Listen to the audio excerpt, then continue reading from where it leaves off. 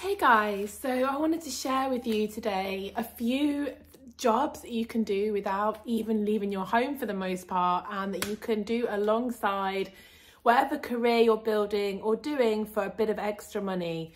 So I wanted to start with rare plants, or just basically plants and selling cuttings of plants that you have around your home. So most people probably have a plant or two in their home, and you're looking after them anyways. You're spending the time looking after them.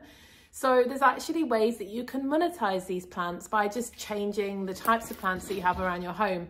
So it's kind of pointless to have a plant around that you can just go to the supermarket and you can purchase, because these will literally barely be worth sending. You want to pick some plants that are easy to propagate, which you're gonna have to do a bit of research on that. I could do a separate video if people wanted, but the best way is to get plants that have nodes that you can just cut below a node, and you can stick the cutting in water and you can let it root.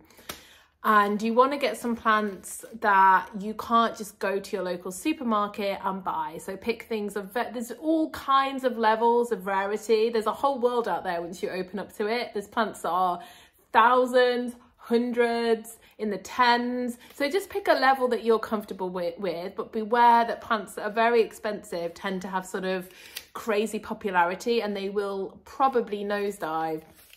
But a plant like a variegated monstera, for example, which is just a monstera with white on the leaves, excuse me, I'm just getting over a cold.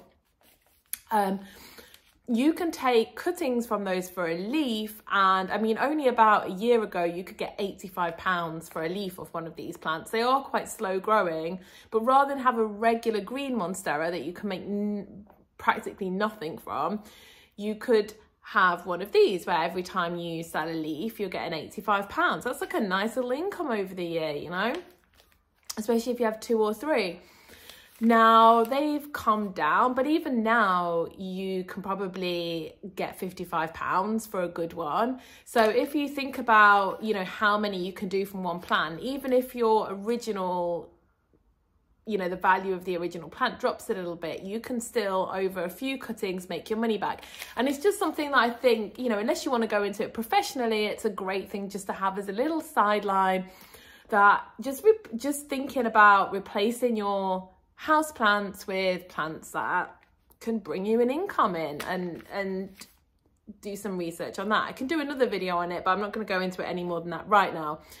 Number 2 is YouTube. I mean, I can understand that a lot of people don't really want to put their face out there. It was actually something that I found difficult for a while. I really didn't want to put my face out there particularly, but it does get more comfortable over time. But there's also lots of ways that you can actually start a YouTube channel without even having your face in there. It can be totally anonymous. I've actually now started several other channels. I have one for my cat, I have a travel one, and travel is great. I mean, yes, you can be in the travel documentaries, but you can actually just walk around and film places and upload it, and there is a market for that. There's pretty much a market for anything these days. I've even seen people just film stamp collections or money collections and just pop them on, and they get, you know, 1,000 views. You know, it's a little bit of side money. You can do plenty of things that are anonymous with passions that you already have. Every time you visit a place, you can just walk around, spend 40 minutes filming, and then hang out and enjoy it. That's something I like doing because I love traveling. I love seeing new places, especially going around the UK. I love that. And, you know, 40 minutes out of my day to go around and film and then edit a little video isn't really a big deal for me. So now moving on to another section, which is cryptocurrency blogs. So if you don't want to put your own money into crypto, which I didn't, then a great way is there's ways that you can actually earn crypto. So I personally prefer to stick to the blogs that don't have downvotes. So there's a few blockchain blogs, but some of them unfortunately have downvoting. And the problem with downvoting is it's not like a downvote on YouTube where it means nothing and you just actually get a view from them. Unfortunately, one person with some money can literally take away 200 people's support of your post just because they don't like you or they don't like something you said. And I think it's an incredibly toxic environment, and don't want to tell people what to do, but I would highly recommend avoiding blogging platforms where a downvote exists and can take away your money that you're spending time earning.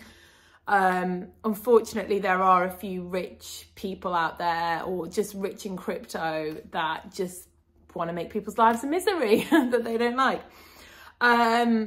But blurt.blog, blurt.blog, excuse me, is a great one. There's no downvote. And, you know, crypto is very low at the moment, but you can still make £5 a post or something, which, you know, mounts up, and you can put that in a sort of holiday fund. And the thing is that if that cryptocurrency doubles or triples, which it easily could do, or more, then suddenly you've got a lot more money in there, and you can suddenly have £2,000, £4,000 in your wallet, which is a nice, you know, holiday or a nice treat or a new car, whatever it is that you want to buy. And I think the way to use these things is not to look at how much you're getting as a daily wage, but just allow it to build up, and you'll look back in a year or two and you'll think, thank God I put 10 minutes a day into putting photos or writings that I was sharing on Facebook anyways on this site. There's another one called DTube, which it does actually have a downvote, but I find like it doesn't, so far I haven't seen it get abused as much, other than like, you know, 1 or 2 trolls. But even if it ever does, what's nice about DTube is you can actually just put your YouTube videos and paste them into DTube. So you can get additional money on your YouTube videos, and you can also get more views coming to your YouTube channel. So it's kind of like a win-win-win, as well as having the DTube platform. So it's kind of all wins as far as DTube is concerned, that even if at some point in the future it does get taken over by that similar troll toxic mentality, you still got it as a channel funnel to your YouTube. But hopefully it doesn't. The whole point of these downvotes, by the way, was really just supposed to be so the community could really self-regulate spam. But they obviously, you know, once money get involved, things can get, you know, toxic. People can take advantage. Well, I'm not going to go on about these too much. I'm going to try and like whiz through them because I'm already on 7 minutes. So another thing you can do is buy from sort of flea markets and charity shops. There's always a section in the back where they have sort of pottery and antiques and little sculptures and books and bits and bobs. And you can also go around markets and little flea stores, and you can often resell these things on eBay or Etsy for more money, because you can pick up some real bargains of things that are actually great. And if you know a little bit of what you're looking for, you can actually pick up something that's, you know, a little bit rare or well not been noticed. A lot of the people that put these stuff out in charity shops, you know, they don't really know what they're putting out. The other day I bought a book from one for £1, and it's a signed first edition. Now, I don't know how popular that book is. I don't know how much that's going to get. But, you know, that is something that I took a winger on, thinking this could be really worth something. And a little bit of a donation to the charity shop. So moving on to the next one is chatting with foreign people online. Now, this is something that a friend of mine actually did full time for a period of her life. And admittedly, she does have some qualifications in, not a teacher, but in teaching English. But even if you don't, you can still go on and you can still get paid, and you can set your own rate, and you would just set a lower rate. I can't remember the name actually of the one that we used, but there does seem to be one out there at the moment that's relatively popular that I will link in the bottom. And this one didn't really work for me because I don't really like phones. I don't really like phone calls. I thought I would push through and try it for a little bit every day. But I also found that, you know, I was hoping that I'd be able to do it whilst painting, but because English isn't these people's first language and they just want to use you to practice, it wasn't a very flowing conversation. So I did find that you had to be 100% present.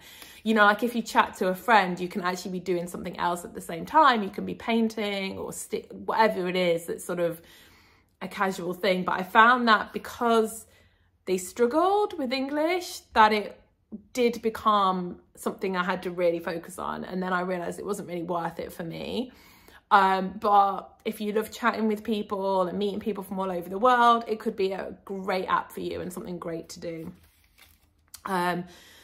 Obviously eBay and Etsy and selling crafts and things that you make yourself, everybody knows about, so I'll kind of skip over that. Another thing is looking after people's dogs. If you are willing to let people's dogs live in your house while they go away on holiday and take them for walks, then you would be amazed at how much people pay for this service. So I can't believe how much one of my friends makes for looking after people's dogs for short periods of time.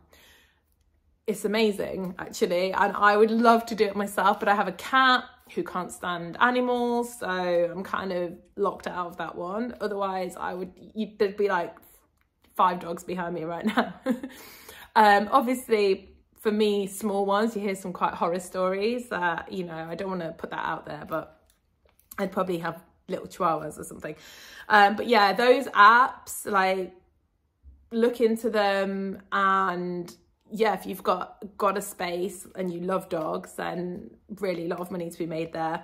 Another one is market research. This is something I've done. You can join market research groups, and you basically will just get an email of various focus groups that are going on, and you can just choose ones that you fit with.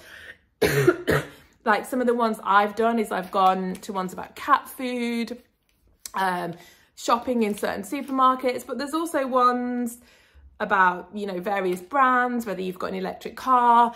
Once you've joined a group, you will get emails, and you basically can just send in for the ones that you fit all the details, and if you get chosen, you'll attend. And you tend to get between 40 and 150 pounds, and they're about an hour or 2 hours long, and you'll get some coffee or a tea and some fruit and snacks or whatever, and, you know, really easy money. Now, you can't do that many over a year. I think there's some kind of limit, but you can certainly do a few, and that's, you know, a few £100s over the year for really, I just thought they were quite enjoyable, to be honest. So the only other one, and you do have to leave the house for this one, is promotion work. Now, I haven't done this for a long time, so I don't know what the climate is like now or how much money you earn. But back in the day, like I'm trying to work out how long ago it was, about 15 years ago. This kind of, before that even, sort of like 15 over years ago, you used to easily be able to get 80 to 200 pounds a day or evening for various types of promotion work. Now, when I was younger and I was also doing a bit of modelling, I got some very glamorous jobs, like just going to a club dressed as a rabbit or something, or just going to an event where there was all male bankers, and I literally just had to walk around and be a woman to add some numbers and have a drink if I wanted or what have you.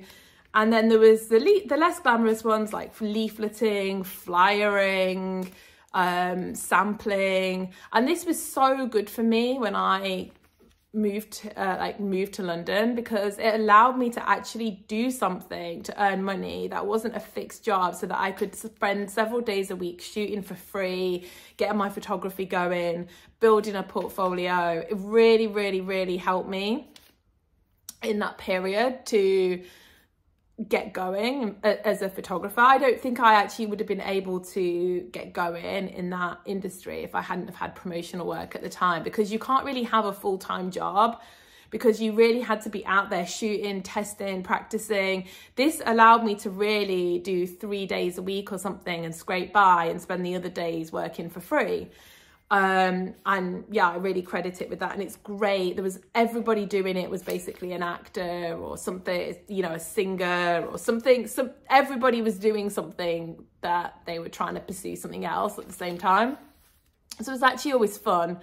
And honestly, some of the glamorous jobs were actually the most boring, because it was really about the team that you were with. And I've always been quite, you know, I'm not one of these, I've never taken drugs, I don't drink heavily. So for me, being put with people like this was a nightmare. I actually quite like some of the really casual jobs where you just had a really fun team and you had a fun day. It does have a time limit. I would say after a few years of doing it, you really feel like, what am I doing here? But it's certainly an amazing thing to do as a side thing while you build a career in something else. Sorry for waffling here. So, and then the other two, the last two, are things that are not really making money, but they're ways that you can save money. So one of them is called Top Cashback, and it's my family that got me into this, and I think it's fantastic. It's basically a click-through site. So you just go to Top Cashback, you know, have an account on there, and then from Top Cashback, you can just go to the site that you want to buy something off. So let's say it's Argos, you just put Argos in the search bar in Top Cashback, and then you buy from Argos, but you have to go through Top Cashback. You have to search for the company in Top Cashback and click through. And I would screenshot it as well, just in case it doesn't register and you need to say something. And you can get whatever percentage that company is offering at that time. They even have it on holidays, booking.com. And, you know, if you're someone that spends a lot of money online, you could actually have hundreds or even thousands of pounds cash back in there at the end of the year. And who doesn't want that, right? So that's a great one. And I'll put a link to my referral code at the bottom if anyone does want to join and they want to use it. I'll be really appreciated. And then the final one is something called Olio, which is spelled O-L-I-O, and it's basically free food.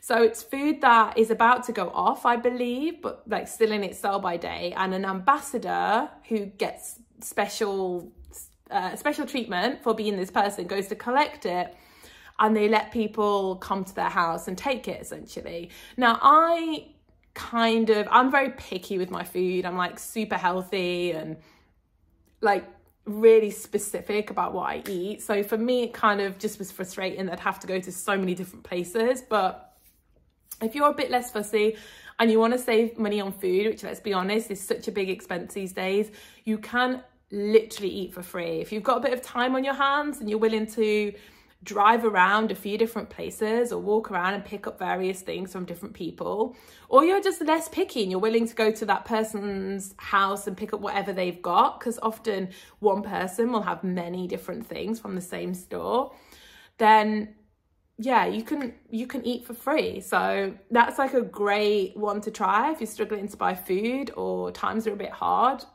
You know, you don't have to go to a food bank, you can just use Olio. I hope some of these helped, and yeah, let me know if there's any more that I can use, because I'm always looking at different things I can do that take a few minutes a day and mount up over the year. All right, bye for now.